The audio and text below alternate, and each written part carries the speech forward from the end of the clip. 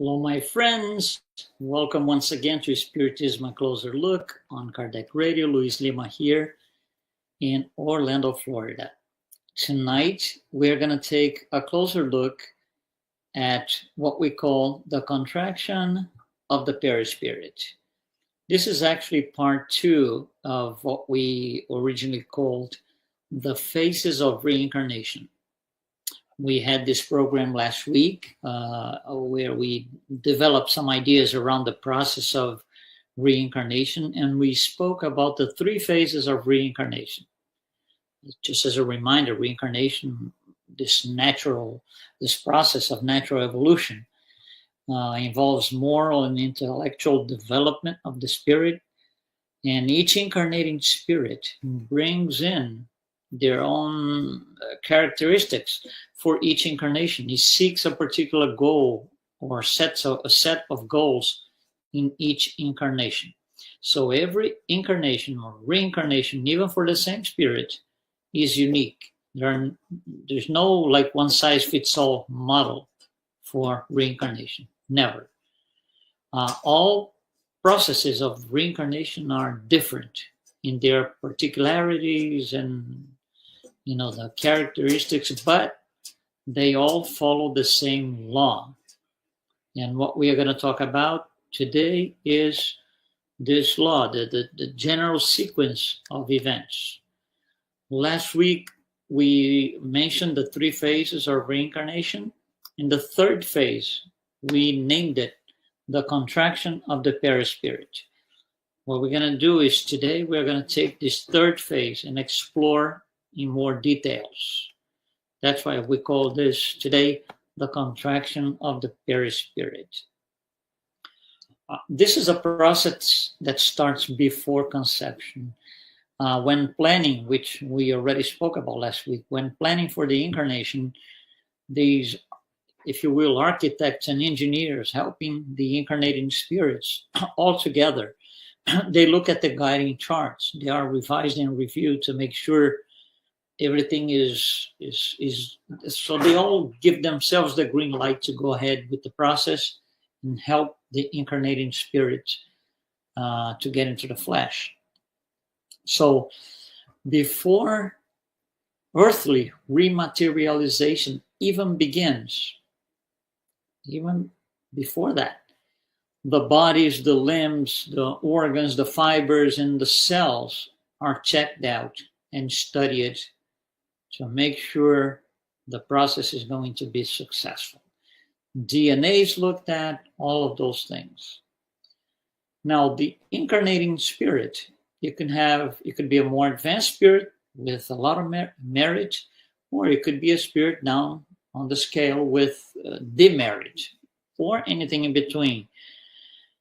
So when the spirit oscillates between, the extremes, the authorities of the spiritual justice will have a say in that incarnation process.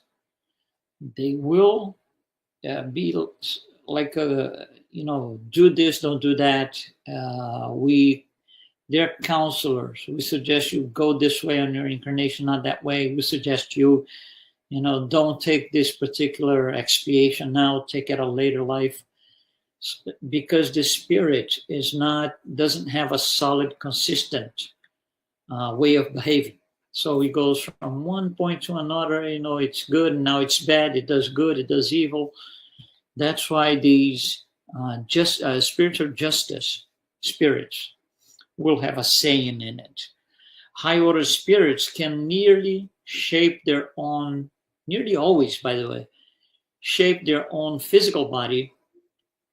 However, the contraction of the perispirit is more difficult because they have to give up some freedom. We spoke about this last week.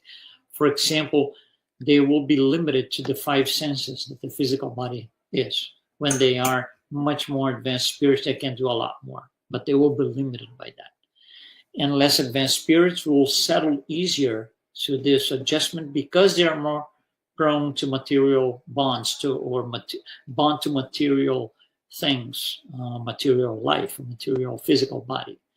lower order spirits, we spoke about this too. In most cases, they become slaves of physical inheritance. They can't choose their bodies, their DNA. They will be, especially lower orders, really lower order spirits, they will have no say on their DNA.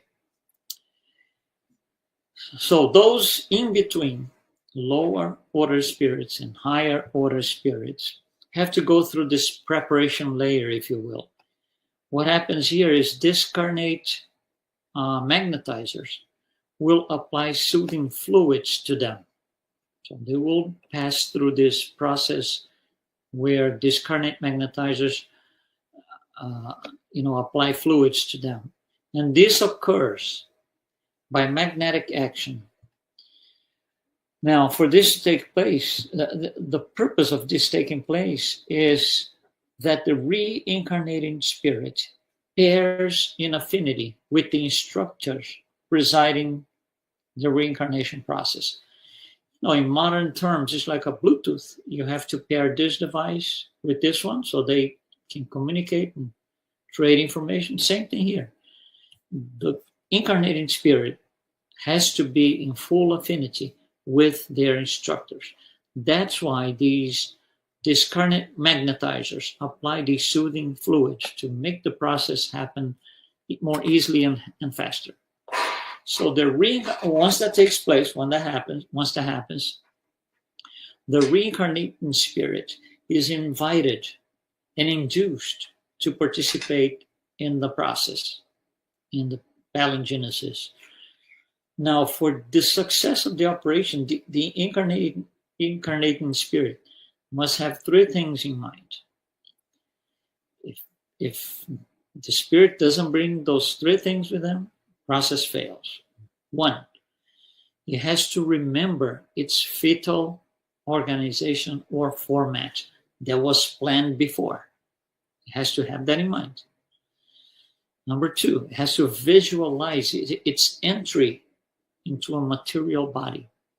So it has to have the mindset that he's going to go through that process. And third, it has to have the desire to be small, because you will go through a process of reduction of the perispirit, which we're going to go into a minute into this. So the reincarnating spirit itself has to contribute mentally to the process. If it doesn't, it will not go ahead. It fails. The process fails. So the whole thing, the operation, let's say, starts with the concurrence of the supporting spirits and the reincarnating spirit. The next thing that's going to happen is the reduction of the perispirit. What is this? It's a process where there's going to be a diminution of the intermolecular spaces. Yeah, shrink. Under the influence of powerful magnetic currents that the spirits are in there providing to the reincarnating spirit. So they will, through these powerful magnetic currents, they will be able to create this, to reduce the perispirit of the incarnating spirit. Once this is in place on the physical plane and physical matter, what's happening is that the sperms are on their journey towards the egg, and there's going to be only one sperm that penetrates the egg, and that sperm is the one that has been magnetically driven by one of the mentors in most cases that are helping the incarnating spirits. That's why they have to undergo, prior to anything, look at these charts and body and cells and all of these, to be able to determine when the process starts after the sexual union, which sperm is going to be the chosen one, which is the one more likely to make the process occur smoothly. So once the chosen, put it this way, the chosen sperm reaches the egg with a bunch of them. They're all around the egg, but the chosen one will get this magnetic, powerful current that will make him, go through the membrane of the egg and penetrate the egg. From the membrane of the egg towards the center, there's a physical distance that the sperm has to perform. It will take the sperm 4 minutes to get from the outer membrane into the center of the egg. 4 minutes. When it gets in there, then there's going to be a fusion of genetic material between the egg and that one sperm. So this is a process, not a snap of fingers. This process alone will take about 15 minutes. 15 minutes for this fusion between protoplasms to occur. At the end of this 15 minutes, the incarnating spirit is going to launch a fluidic tie, which is nothing more than an expansion of its perispirit. And that will form the initial link between the perispirit and the physical matter. And that happens through the mother's genetic center into the uterus. Incredible. Incredible. So this fluidic tie, it's the key moment in the whole process. When the fluidic tie reaches the physical matter, the first cell, the one cell body, that is the conception. That is when, let's use this word, ownership starts. So from that point on, the incarnating spirit will be the driving force for this new body that it is being formed. You see, so the process wraps up, per se, when the spirit, the incarnating spirit, takes ownership of the physical matter. Because supposedly you will be able to take it from here and go on its journey. So the consolidation of the process is exactly that, when the spirit takes ownership of the first cell. Now, throughout past lives, the sum of all past lives and past experiences, this is what we call spiritual history. So spiritual history is the set of all experiences acquired in the past. That spiritual history reveals itself in the form of tendencies and impulses. So the spirit will have to experience the new ownership, per se, but he will bring those tendencies and impulses still in the uterus. So some spirits are going to make an easier pregnancy for the woman, for the mother. Some will make it more difficult. And it's not because of the mother. It's because of the spirit, the incarnating spirit. One of the things the incarnating spirit has to experiment here, right here, is the forgetfulness of the past, which is another separate topic, but you will have to go through the process during the contraction of the perispirit. So once that's all done, once the spirit is now the owner of the first cell, per se, it has a fluidic tie into this first cell. This fluidic tie is very tenuous, is very thin. It's easier, it's relatively easy for things to go wrong. So the spirit has to be really concentrated and bring this with him, this thing about, I'm gonna succeed, because this tie is very, very, very weak.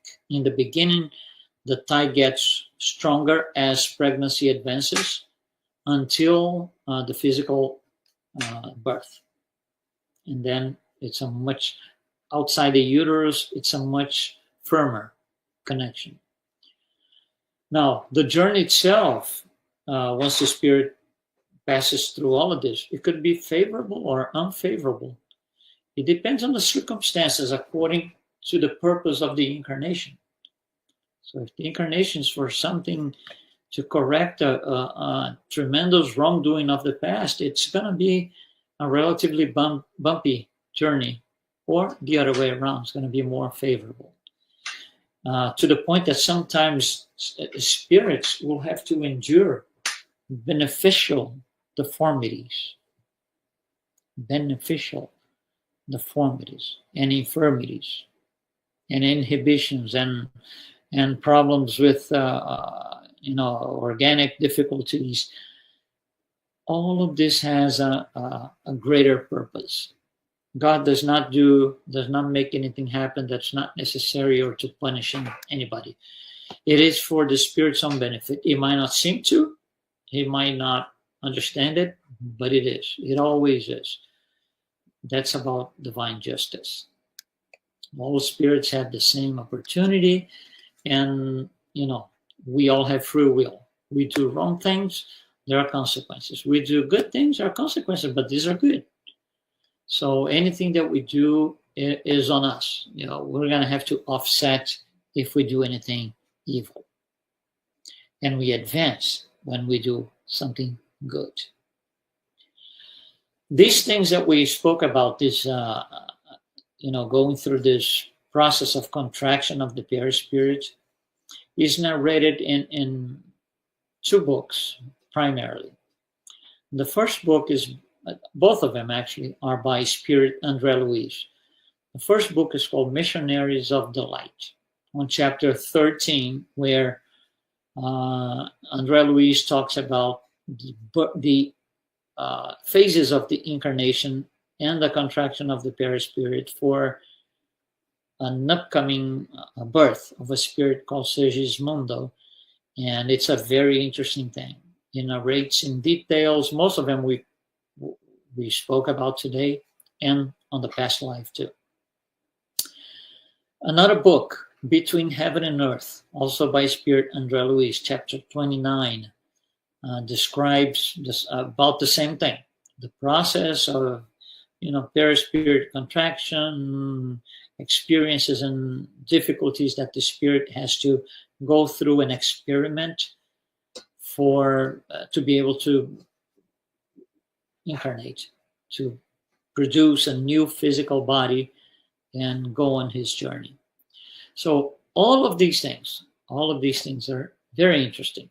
And we are just glad that we have the opportunity to learn all these things. We have all this information, which I think I spoke about this on last week as well, which makes us value life a lot more than if we didn't know any of these things. It's incredible what goes on behind the scenes. So each one of us, you and I, can reincarnate, can be here, can use our incarnation to the best of our ability. And it doesn't make sense to be negative. It doesn't make sense to live around revenge and rage and anything like this. It doesn't make any sense. Everything that happened before our incarnation and preparation and everything was all good. There's nothing bad. And same thing, when we go back to the other side, back home, it's all going to be good again. So there's a purpose in everything. There's a clear purpose in us incarnating, and there's a clear purpose in us having to go through different lives, because our wrongdoings have to be offset. And to offset wrongdoings one at a time, at least one at a time, or maybe to offset one wrongdoing, maybe it takes me 4 lives, 10 lives, depends. But on each life, I'm going to have a different body with a different DNA that serves the purpose. And again, that DNA on higher order spirits, it is adjustable. It is adjustable. It can be adjusted by the spirit and or the mentors with them at the time of conception. So the incarnation has its purpose as it should. Lower order spirits do not have access to that. They have to rely on the physicality of the DNA, which is well explained by Mendel's law of genetics. And that's it. You have to go with, that DNA on your journey. So they don't have much control. Anyhow, I think that's what we needed to bring to you about reincarnation, the process of reincarnation in these past 2 lives, last week and today. And one thing that I always refer to several times here, I speak about lower order spirits, higher order spirits, and this is in relation to something called the spirit scale that you see here on the right side of your screen. And we had about 2 of our programs talking in details about this. So I urge you to always go back. The name of the program is Spirit Scale. So it is something that we when we understand to the level that we should, and that's what we try to do on this program, things can change in our favor. We can see life in a different way, just as much as these 2 programs that we did last week and this week about understanding the process of life coming about, life beginning, the beginning of reincarnation. It is incredibly complex, but once we understand, we only see beauty in front of us.